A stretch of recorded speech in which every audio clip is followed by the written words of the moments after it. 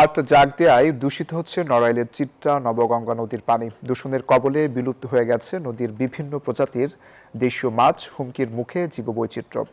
সংকট উত্তরণে উদ্যোগ নেওয়ার কথা জানান জেলা প্রশাসক। খায়রুল আরফিন রানার তথ্য, চিটারেস্ট রিপোর্ট।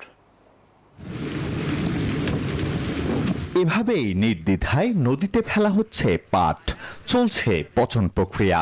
এতেই ক্রমাগত দূষিত হচ্ছে নড়াইলের ঐতিহ্যের অন্যতম ধারক চিত্রা ও নবগঙ্গার সুমিষ্ট পানি। পচা পানির দুর্গন্ধে ভারী হয়ে গেছে আশেপাশের এলাকার বাতাস।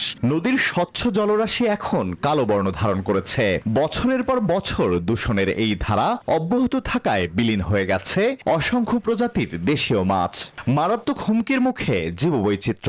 আমাদের সমাজ বড় বড় বোয়াল মাছ দেখেছি, আড় মাছ দেখেছি, এইসব পাট জাগের জন্য সেসব মাছ গন্ধতে নেমে চলে গেছে। আমার গোসলের দিক থেকে সমস্যা, পানি কালো হয়ে গেছে। ডোবা টোবা কোনো কিছু নাই, আমাদের মাঠে পানি থাকে না, এক নদী ছাড়া আমাদের আর কোনো উপায় থাকে না। এদিকে আশ্বাসের বাণীতেই আটকে আছে জেলা প্রশাসন। আমরা চাই না মাছের বংশবিস্তার বাধাগ্রস্ত হোক, তবে আমরা এই বিষয়ে সংশ্লিষ্টদের সাথে কথা বলে এই পাট জাগের বিকল্প কোনো ব্যবস্থা করা যায় কিনা সেই বিষয়ে আমরা প্রয়োজনীয় ঊর্ধ্বতন কর্তৃপক্ষকে জানাবো।